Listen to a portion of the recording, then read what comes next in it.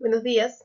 Vamos a trabajar hoy día el tema de la organización social Inca. Con respecto a la sociedad, se ha discutido desde hace mucho tiempo cómo era la sociedad Inca, pero es innegable que ésta mantuvo clases sociales con diferentes, o en este caso, profundas diferencias entre cada una de ellas, a la cabeza de los cuales ya sabes quién estaba, el Inca y la familia imperial, seguido por la nobleza. En la base estaba estructurada los Hatun Runas, o también llamado pueblo llano. Entonces conoceremos toda esta estructura de la sociedad incaica. Tenemos aquí en nuestra diapositiva, habíamos indicado que en la parte superior, ¿quiénes se encuentran? Ahí está, ¿no? La realeza.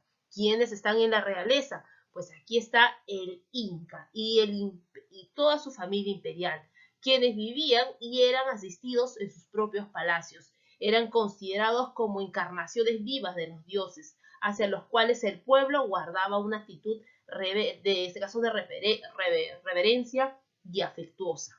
Vivían aislados de la multitud en palacios finamente edificados y en medio de una magnificencia y esplendor verdaderamente divino. Seguido tenemos la nobleza, como está ahí en nuestra imagen. La nobleza se encontraba en una posición inferior a la del Inca y la familia imperial. Estaba conformada por los nobles de sangre o élite cusqueña y también los nobles advenedizos o agregados por distintas razones. Eran educados en el Yachaywasi durante 4 años bajo la orientación de los amautas en todos los conocimientos desarrollados de las antiguas culturas del país. Y por último, la clase sometida, el pueblo. Está constituida, esta última peldaño estaba constituido por los Hatun Runas o pobladores, hombres, podían ser hombres, mujeres y niños, que eran súbditos sometidos y que prestaban su fuerza de trabajo. Se organizaron en un mecanismo como base de la sociedad, en donde estaba el grupo de parentesco extenso, o también llamado Ayu. Estaba conformado por un conjunto de linajes unidos por diferentes vínculos, siendo el más importante el totémico, que quiere decir todos se pensaban descendientes de un solo antepasado, en este caso un Malki. Al mismo tiempo los unía también vínculos de autoridad y de reciprocidad o ayuda mutua, que ya hemos ido hablando en nuestra anterior clase. Entonces ahí tenemos la estructura de la sociedad incaica. Realeza, nobleza y pueblo. En la realeza, a ver, ¿quiénes tenemos ahí en la realeza? Vamos a tratar de definir. ¿Quién está ahí en la parte superior? Ahí está, ¿no? Podemos ver el Inca. El Inca era hijo del sol, era llamado Intip Churín, el único Sayap Inca también se le llamaba, o Huachachapa, o Cuyacán, el querido por los pobres. Era la máxima autoridad viva, con mucho lujo, dirigía la panaca real, en donde estaban todos sus descendientes y quienes tenían a la vez la misma misión. Y sobre todo se encargaba de mantener a la Malki o momia de su antepasado. Tenemos luego seguido, a ver quién era esta mujer, a ver, era la Coya, muy bien. Esta Coya era la esposa legítima y principal de quién? Del Inca, y gobernaba junto a él. Era un ser sagrado y se le consideraba hija del sol y de la luna, así como la reina de todas las mujeres. Tenemos también aquí, a ver quién es esta, a ver quién es ella. Son las Shipacoyas o Piwis. Eran esposas también secundarias del Inca. Eran hijas de curacas, de comarcas aledañas, que en signo de alianza eran entregados al Inca para que cumplan la labor de ser sus consortes o esposas secundarias. Su misión fue solidificar las alianzas y aumentar la probabilidad de un heredero varón.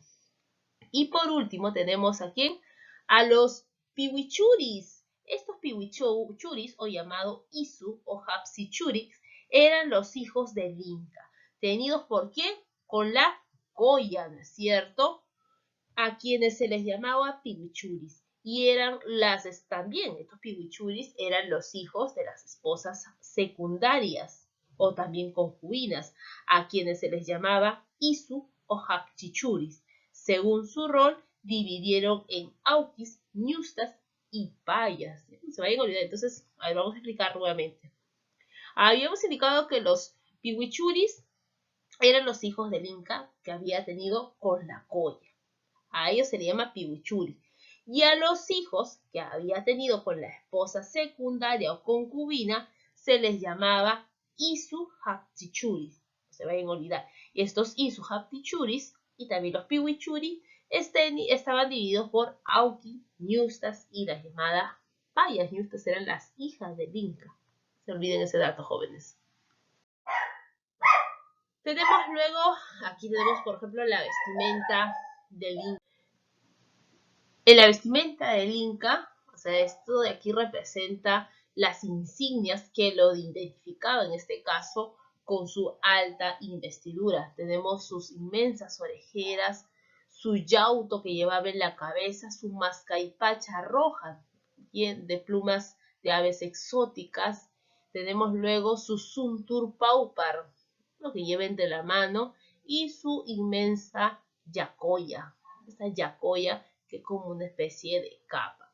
El Inca, a la muerte del Inca, su cuerpo del Inca era embalsamado de acuerdo a los ritos esotéricos practicados solo por el sumo sacerdote o el Huillac Humo. Durante las exequias, la momia o malqui se sentaba en el mismo trono de oro desde que él había gobernado el imperio. Recibía el homenaje conmovido de todas las naciones que había sido patrocinado.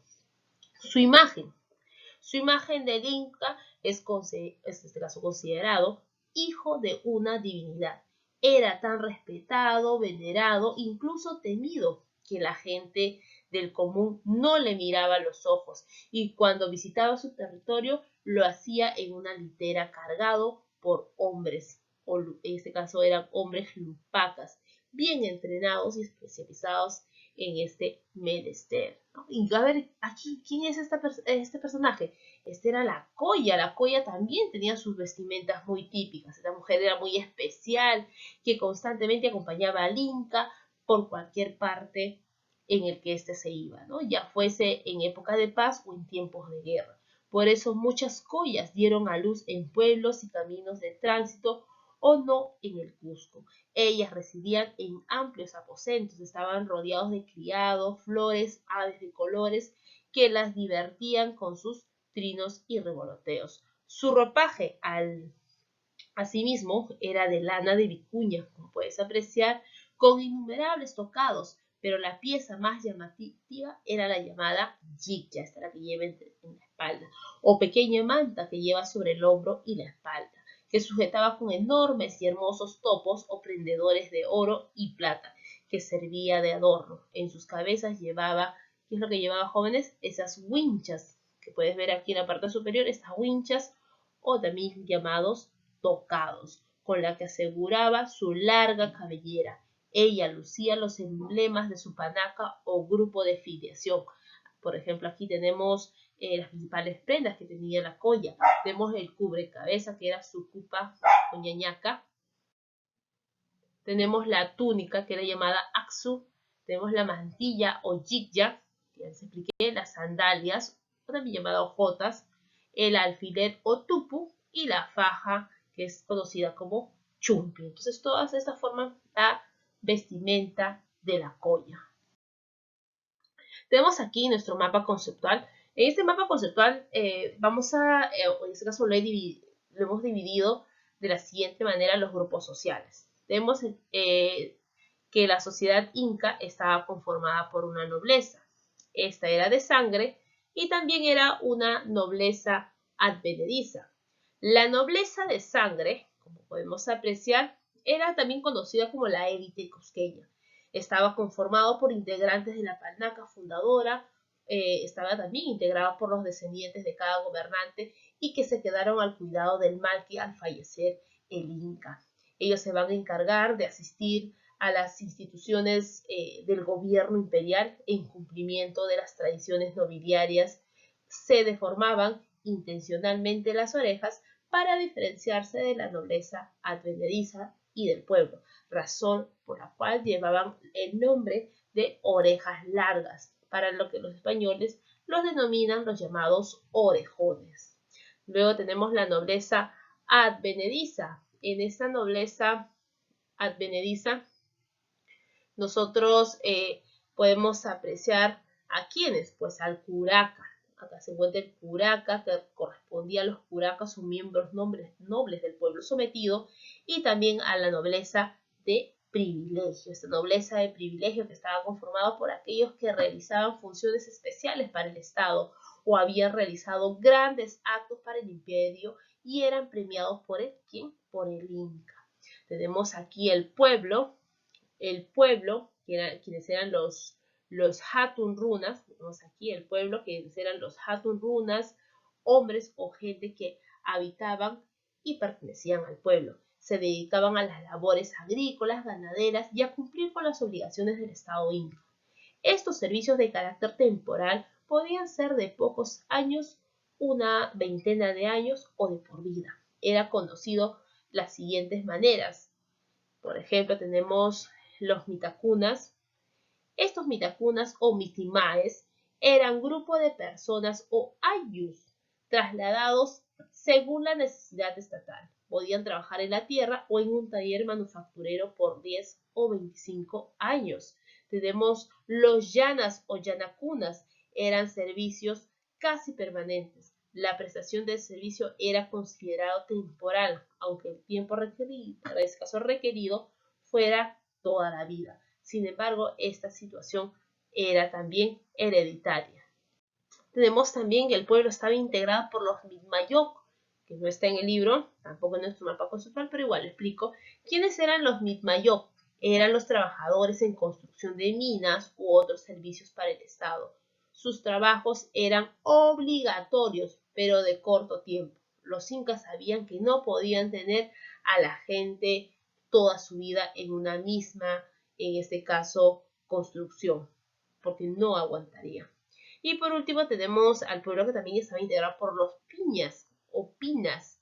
Era todo aquel prisionero de guerra que no admitía su derrota, en este caso, y pasaba a formar parte de los piñacunas. Así sucedió con algunos grupos de etnias que no querían estar sometidos bajo el Inca, como fueron los quitos, los cañaris y también los chancas.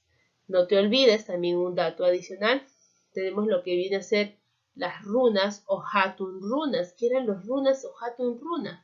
Pues era el grueso de la población que iniciaba su servicio al Estado con la mayoría de edad. Y de ahí su significado hombre mayor. Tenemos luego la panaca, que ya había explicado. Era un tipo diferente de ayu que estaba conformado por grupos de parentesco de la élite incaica.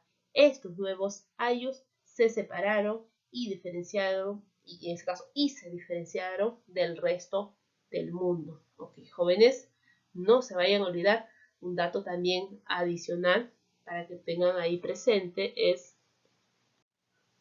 que, por ejemplo, los matrimonios eran una ceremonia obligada, celebrada en determinadas épocas del año ante un funcionario especial. Era concurrido por mujeres de 18 años y hombres de 24.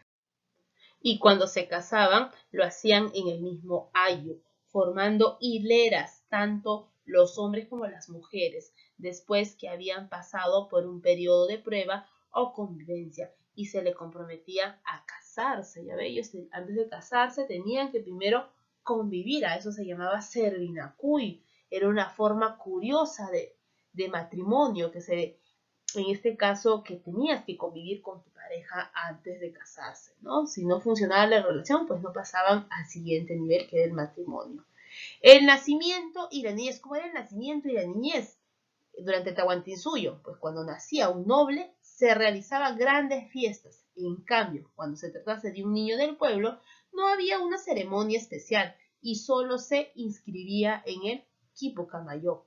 El niño era fajado y su madre lo cargaba en la espalda, asegurando con un pequeño pañete, y cuando comenzaba a mortificar sus miembros, en este caso, perdón, cuando empezaba a fortificar sus miembros, se les colocaba en el hoyo cubierto de paños para que aprenda a pararse, ¿no? Entonces, de esa manera ya iba a aprender a dar sus primeros pasos. Y bueno, como era la juventud en el Tahuantinsuyo, durante la niñez, los padres o ancianos daban consejos y enseñaban las buenas costumbres basadas en el trabajo y en el respeto. Durante la juventud, los hombres se preparaban físicamente para los trabajos agrícolas de la caza, la pesca y sobre todo adquirían destreza para poder participar en el huaraco chicú, siempre bajo la dirección en este caso, del padre. Bueno, sabemos que durante el Tahuantinsuyo las mujeres realizaban los quehaceres domésticos y se preparaban para ser sobre todo muy buenas personas y también muy buenas esposas. ¿Cómo se celebraba la muerte en el Tahuantinsuyo? Pues era motivo de grandes lamentaciones y lloros o wajay, cuando se creía en la otra vida.